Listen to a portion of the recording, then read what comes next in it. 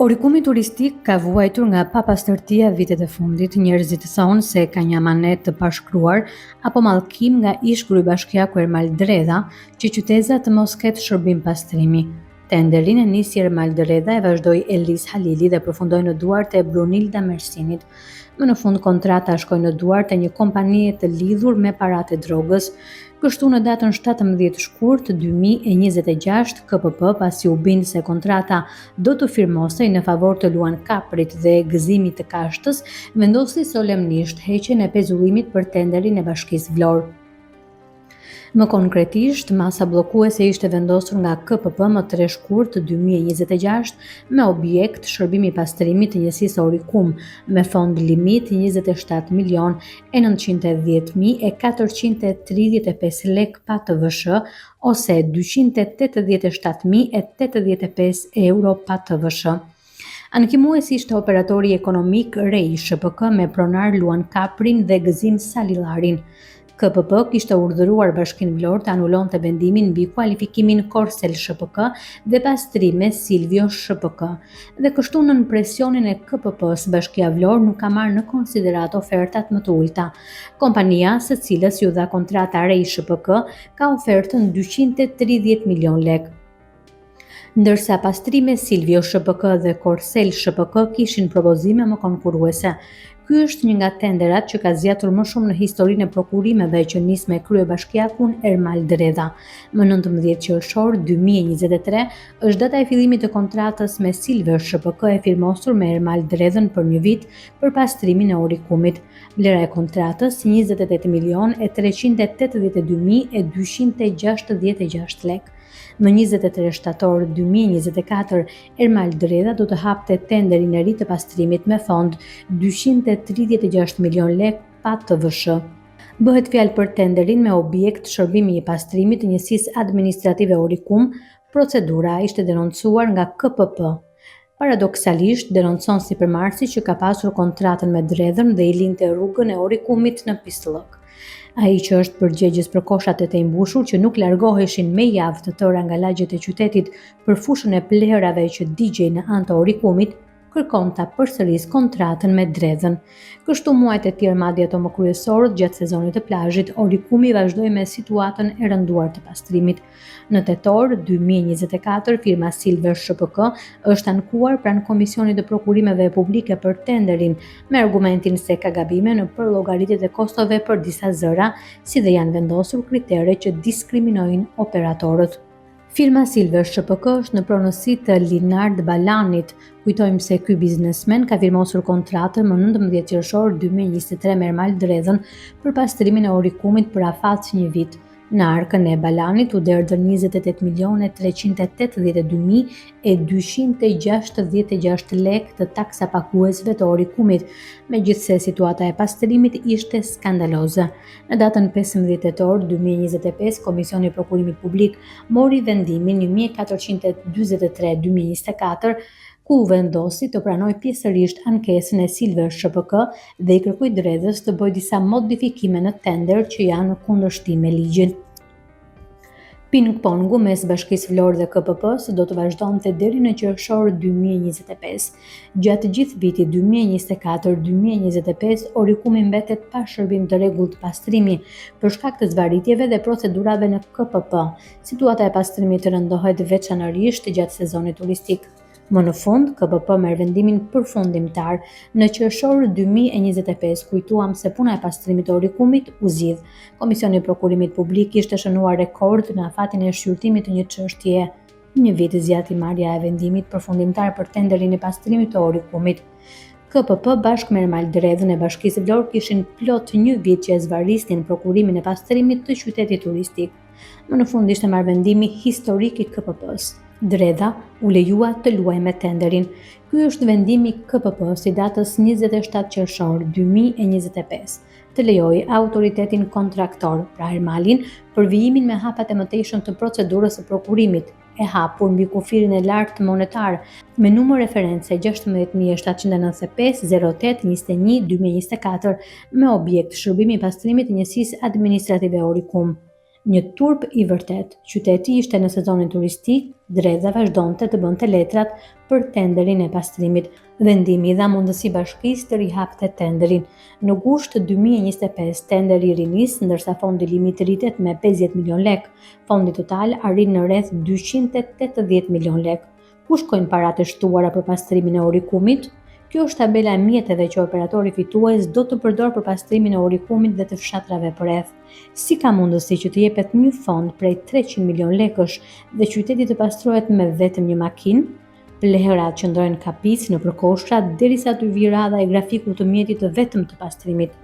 KPP e drejtuar në atë kohë nga Jonaid Myzyri, aktualisht në arrest shtëpiak për korrupsion, ndërsa tani nga zëvendësi i tij Florent Zguro, në vend që të urdhërojë shtimin e mjeteve dhe të personelit, bëhet pjesë e pazareve të tenderit.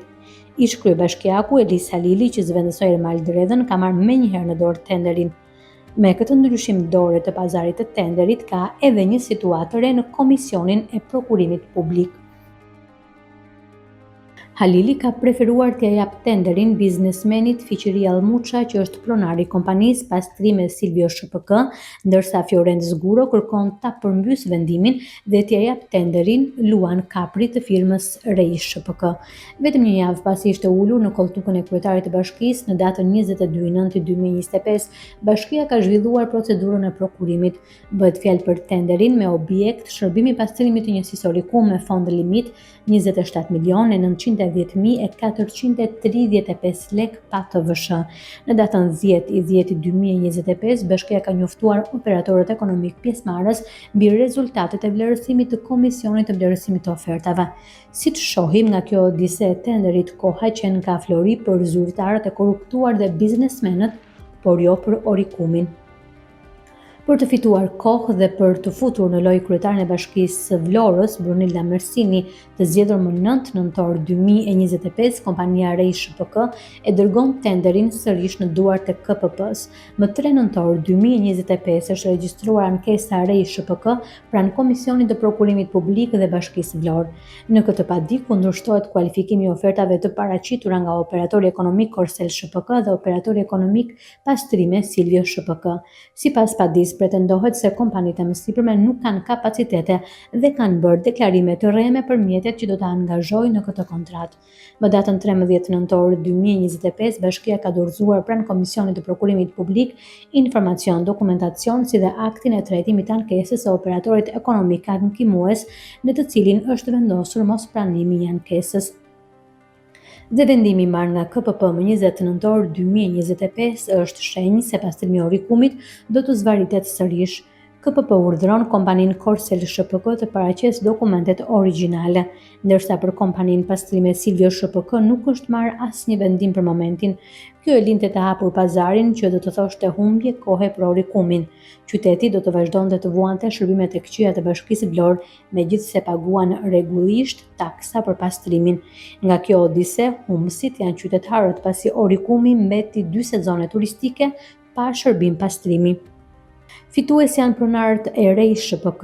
Njëri pronar i kësaj kompanie është Luan Kapri, vëllai i Eduard Kaprit, kryetari i Bashkisë së Pogradecit në vitet 2015-2019.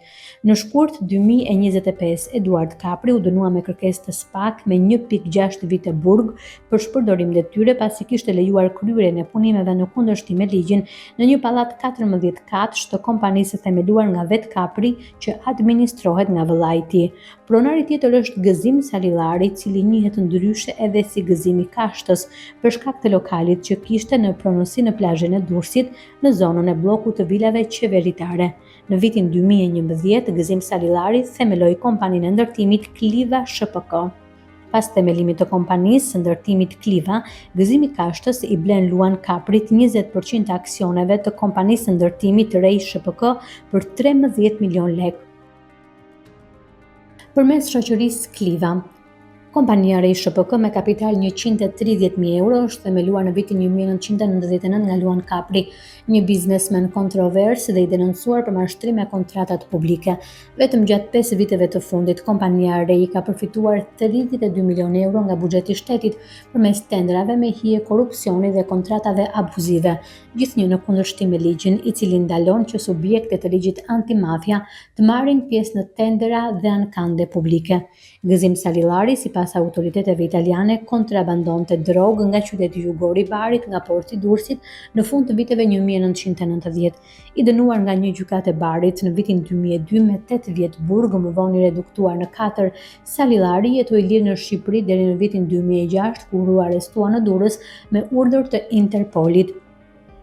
Megjithatë, ai u shmang burgut fal një vendimi të gjykatës së lartë të Shqipërisë se urdhri i arrestit ishte i paligjshëm me arsyetimin se 294 faqe dokumente të çështjes nga gjykata e Barit nuk ishin përkthyer në shqip. Ndërkohë, Kapri me Salillarin hapën kompaninë Green Go 2018 dhe Green dhe Biofarm dhe morën leje në vitin 2019 e 2020 për kultivim kanabisi mjekësor në Maqedoninë e Veriut. Lejet u hoqën pas mbastisjeve të policisë dhe prokurorët në Strug hapën hetime ndaj 2 kompanive, secila për shkelje të rregullave dhe prodhim e tregëti të paligjshme të drogës. Por shqetësimi më i madh në rastin e Orikumit është se kompania merr kontratat dhe nuk kryen shërbimet e pastrimit.